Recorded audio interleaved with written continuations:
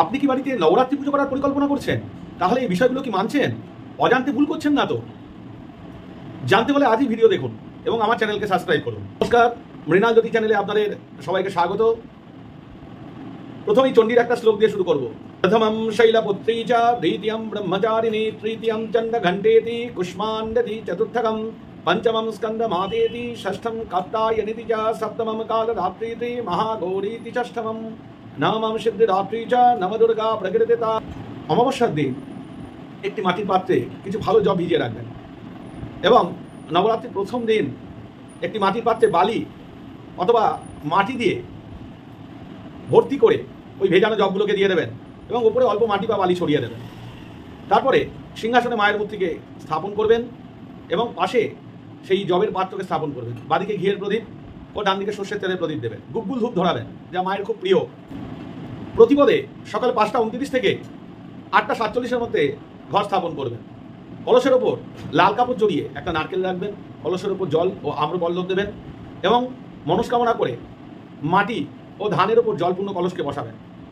নবরাত্রির প্রথম দিন মা শৈলপুত্রীর পুজো করা হয়। তিনি হলেন পাহাড়ের কন্যা। তার মধ্যে ব্রহ্মা, বিষ্ণু ও শিবের সম্মিলিত শক্তি আছে বলে কথিত আছে। ফল ও মিষ্টির সাথে সাথে বিশেষ বস্তু হিসাবে খাঁটি ঘি নিবেদন করবেন। দ্বিতীয় দিনে মা ব্রহ্মচারিণীর পুজো করা হয়। তিনি এক হাতে রুদ্রাক্ষের মালা, অন্য হাতে কমণ্ডলু ধারণ করে রয়েছেন। মা ব্রহ্মচারিণীকে খুশি করার জন্য বিশেষ বস্তু হিসাবে চিনি নিবেদন করবেন এবং তিনি পরিবারের সদস্যদের দীর্ঘায়ু দান করেন। তৃতীয় দিনে মা চন্দ্রঘণ্টাকে পুজো করা হয়।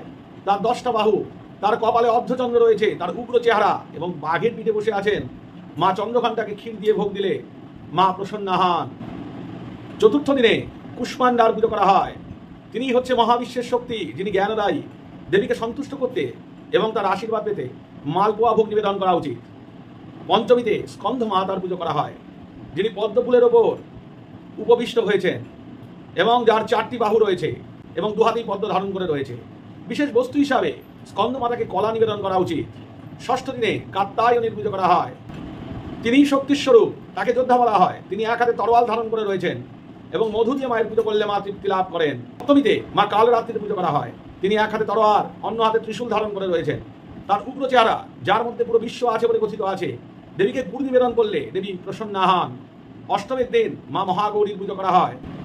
তিনি এক হাতে ত্রিশূল, অন্য হাতে ডমরু ধারণ করে রয়েছেন এবং ওই দিনই কড়াই ভোগ দিতে হয়, অর্থাৎ একটা বড় পাত্রে পায়েস ভোগ মায়ের উদ্দেশ্যে দেওয়া উচিত এবং মায়ের বিশেষ বস্তু হিসাবে নারকেল নিবেদন করা উচিত।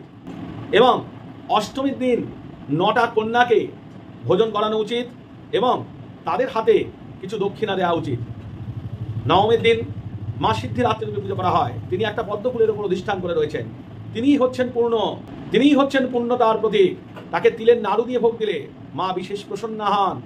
এবং নবমীর দিন মাটির পাত্রে যে জব অঙ্কুরিত হয়ে রয়েছে তাকে মৌলি সুতো দিয়ে বেঁধে জয়ন্তী মঙ্গলা কালী ভদ্রকালী কপালিনী দুর্গা শিবা সমাধাত্রী সহস্রধা নমঃস্তুতে, এই মন্ত্রে পুজো করে, গন্ধপুষ্প দ্বারা পুজো করে সেই জবাঙ্কুর মায়ের চরণে নিবেদন করতে হয় এবং সেই চরণের জবাঙ্কুর থেকে অল্প অল্প জবাঙ্কুর নিয়ে বাড়ির প্রত্যেককে আশীর্বাদ রূপে দিতে হয় এবং কিছুটা ক্যাশ বাক্সে রাখতে হয়।